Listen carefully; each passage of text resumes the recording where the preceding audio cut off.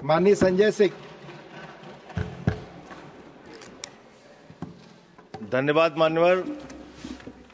आपने चुनाव सुधार जैसे महत्वपूर्ण विषय पर, जिसमें इस समय पूरे देश की चिंता है, ऐसे महत्वपूर्ण विषय पे मुझे अपनी बात कहने का मौका दिया। मान्यवर, वोट का अधिकार एक लंबे संघर्ष के बाद हिंदुस्तान को मिला।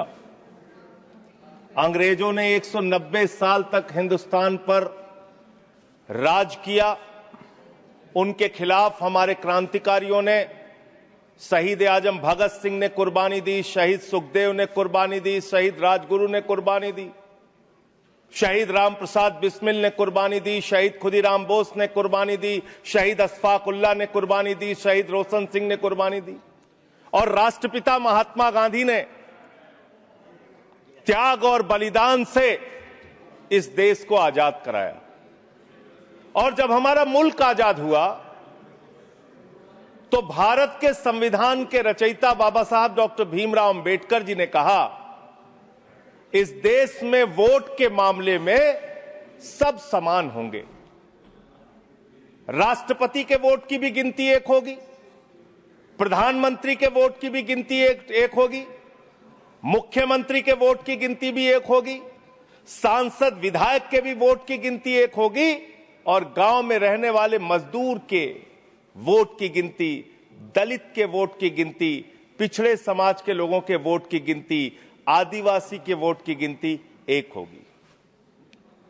आज एसआईआर के जरिए ये जो चर्चा पूरे देश में खौफ का माहौल बना हुआ है, क्या वास्तव में एसआईआर के जरिए आप मतदाता सूची को साफ करना चाहते हैं या वोटर को ही साफ करना चाहते हैं? आपका मकसद वोटर को साफ करने का है, आपका मकसद वोट चोरी का है, आपका मकसद मतदाताओं की सूची को सही करने का नहीं है। इसलिए यह चिंता है सबको। और दूसरी बात, क्या यह संवैधानिक अधिकार चुनाव आयोग के पास है? मान्यवर, बाबा साहब डॉक्टर भीमराव अंबेडकर जी ने जो देश का संविधान लिखा, हालांकि आपको गांधी से भी समस्या है, अंबेडकर से भी समस्या है, आपकी नेता प्रज्ञा ठाकुर तो राष्ट्रपिता महात्मा गांधी के बारे में अपशब्दों का इस्तेमाल करती हैं। आप लोगों को गांधी के आदर्शों से कोई लेना देना नहीं। विषय पे ही बोल रहा हूं। विषय है ये, विषय पे बोल रहा हूं। डिस्कशन, गांधी के त्याग से ही वोट का अधिकार मिला है सर। बोले सर, गांधी के त्याग से ही वोट का अधिकार मिला है। अलग बहस करने की आपका नहीं तो अगर गांधी का नाम ले लिया तो इसमें क्या समस्या है? आप समस्या सर, इसमें क्या समस्या है? विषय पर बोलिए, विषय पर बोलिए सर।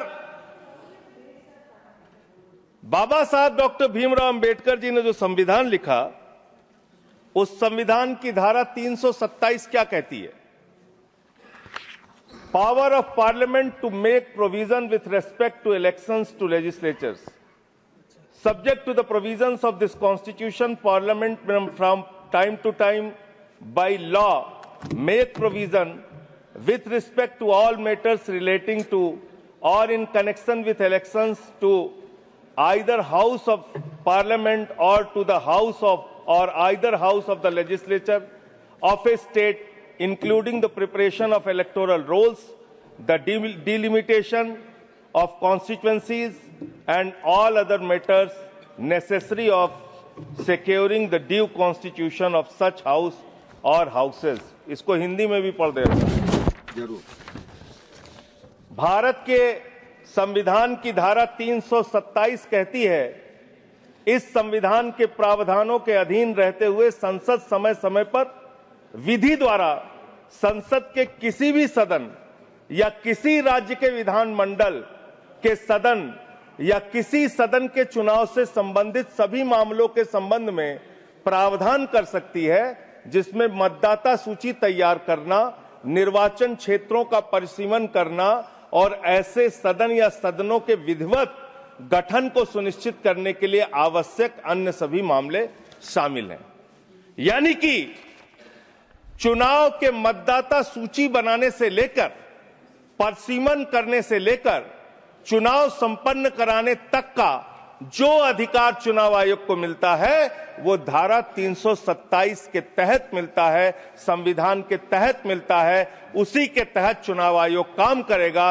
चुनाव आयोग कोई राजनीतिक पार्टी नहीं है, उसको चुनाव नहीं लड़ना है। चुनाव लड़ना है राजनीतिक पार्टियों को। राजनीतिक पार्टियां बैठती हैं पार्लियामेंट में और संविधान के मुताबिक जो 327 के तहत पावर चुनाव आयोग को दी जाएगी, उसी के तहत चुनाव संपन्न होगा। अब आगे आ जाइए सर।